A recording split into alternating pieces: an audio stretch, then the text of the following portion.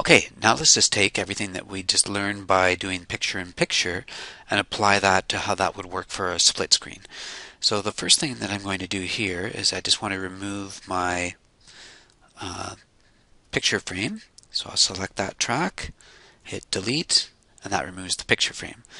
And then what I'm going to do is move down and select video track 1. And all I really want to do is I want to resize it so that it's no longer taking up the full screen. So now I can have that sort of split screen effect. And again, these could be titles and credits. They could be images. Right now I'm just happen to be working with 2 video tracks. And then I can select that second track and I can move it to where I want it. And I can decide, I can move them all around to wherever I want them to be. Now, the nice thing about having the properties for each track, however, is that I can be very precise. I can either just do it visually like I'm doing here and move things around until they look the way I want them, or if for whatever reason I need things to be exactly the same, so maybe I want these 2 video tracks to be the same size and in the same location on the y-axis or up and down in the screen, what I can do is I can just select my first video track. I can say, okay, this is basically where I want it to be. And then I can go to the properties for that video track. And you can see again, I've got the position and the scale for that particular, for video track 1. I'm going to make it just a little bit easier again to remember. So I'm going to change my y-axis to 250. So the y-axis again is where it's going to be up and down here.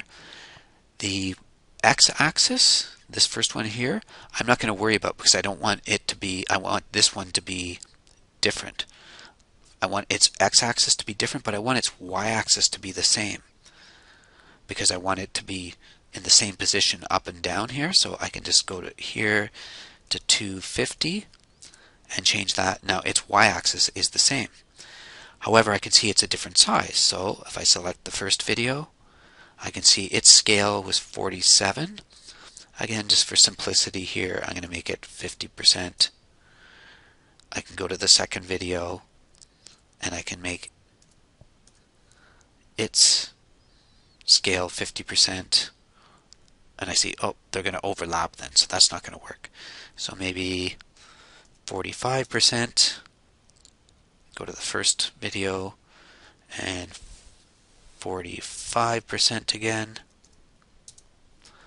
And then you can see these 2 videos now are the same size and they're the same y-axis. So they're not, one of them's not above or below the other one. So that's how you could get those 2 things identical. And again, I could add a 3rd track, 4th track, and I could have 4 different videos playing at the same time, or images, text, again, all that sort of thing. Now, you can see when I get on video track 2, when I jump to this second clip here, oops, now it's not aligned with where I wanted things to be relative to the other video that was on video track 2, this first clip.